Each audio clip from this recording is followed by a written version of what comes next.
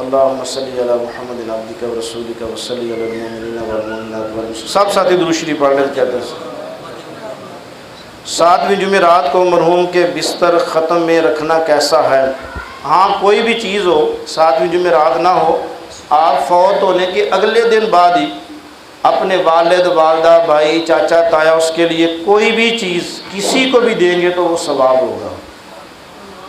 فوت ہونے کے 10 منٹ بعد بھی جب میت کو دفن کر دیا جائے، اس کے بعد میت کے نام کا کپڑا، میت کے نام کی جوتی، میت کے نام کی کوئی چیز بھی آپ کسی کو بھی دے دیں گے، وہ بندہ، وہ بندی جب تک پہنے گا، استعمال کرے گا، وہ اس کے لیے جس کے نام پہ دیا گیا، اللہ قبر میں قیامت تک اس کو اجر اور ثواب عطا فرمائیں گے.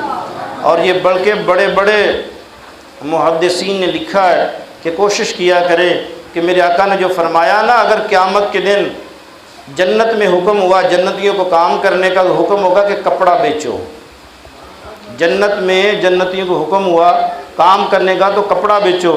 اگر جہنم میں جہنمیوں کو کام کرنے کا حکم ہوا تو فرمایا کہ تم سنیارے کا کام کرو.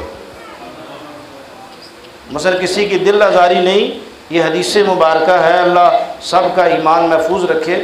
تو محدثین نے لکھا ہے کہ کپڑے کا کام کیوں کہا گیا بھی؟ کپڑا جنت میں بھی کپڑے کا کام، فرمایا کہ کپڑے کا کام اس قدر شاندار ہے کہ مرد اور عورت کے ننگے جسموں کو جو ڈھانپ دے، وہ اللہ کو اتنا بندہ پیارا ہے، اس بندے نے میرے مخلوق کے ننگے جسموں کو پردہ دیا ہے.